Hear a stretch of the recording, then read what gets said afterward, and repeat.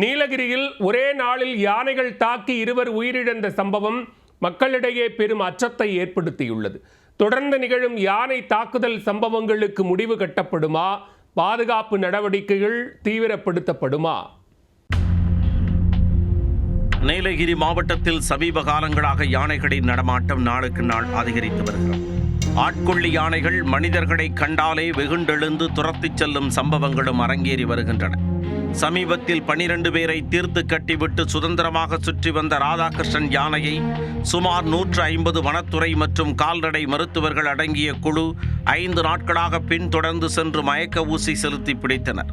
அதேபோல் கோவையில் ஆட்கொள்ளி யானையான ரோலக்ஸ் சமீபத்தில் விவசாயி ஒருவரை மிதித்து உலுப்பியதில் அவரது குடல் வெளியே வந்து பரிதாபமாக உயிரிழந்தார். இதுபோன்று ஏராளமான காட்டு யானைகள் அவ்வப்போது ஊருக்குள் வந்து பெரும் அச்சத்தை ஏற்படுத்தி வருகின்றன. அந்த வகையில் தற்பொழுது ஒரே நாளில் 2 பேர் வெவ்வேறு இடங்களில் காட்டு யானைகள் மிதித்ததில் தங்கள் இன்னுயிரை இழந்துள்ளனர்.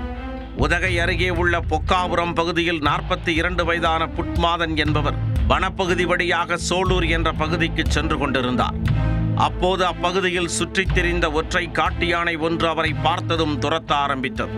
ஒரு கட்டத்தில் யானையிடம் சிக்கி அவரை தும்பிக்கையால் தூக்கி வீசி கொடூரமாக தாக்கியுள்ளது. இதில் பலத்த காயமடைந்த அவரை மசனக்குடி அரசு மருத்துவமனைக்கு கொண்டு சென்றுள்ளனர்.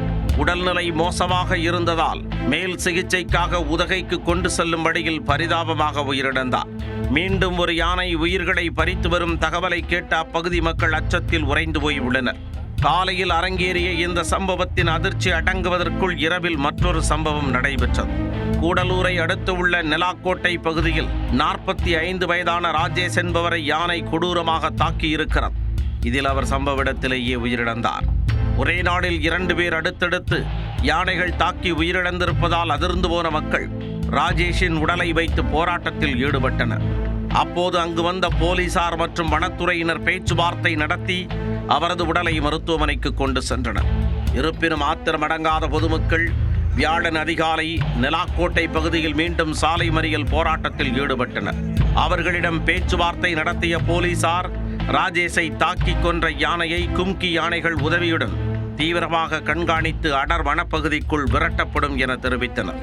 வனத்துறை குழுவினர் இரவு பகல் என சுழற்சி முறையில் யானை ஊருக்குள் வராதவாறு விரட்டும் பணியில் ஈடுபடுவார்கள் என்றும் வனத்துறையினர் உறுதியளித்துள்ளனர். ஆனால் எந்த நேரத்தில் எந்த பக்கத்தில் இருந்து யானை வருமோ என்ற அச்சத்தில்தான் தாங்கள் வாழ்ந்து வருவதாக பொதுமக்கள் அச்சம் தெரிவித்தனர். யானைகள் எந்த பகுதிகளில் இருந்து கிராம பகுதிகளுக்குள் நுழைகிறதோ அந்த இடங்களில் அகழியை அமைக்க வேண்டும் என்றும், யானைகள் ஊருக்குள் நுழையும் பொழுது தானாக எச்சரிக்கை ஒலி எழுப்பக்கூடிய தானியங்கி கேமராக்களை பொருத்த வேண்டும் என்றும் கோரிக்கை விடுத்தனர்.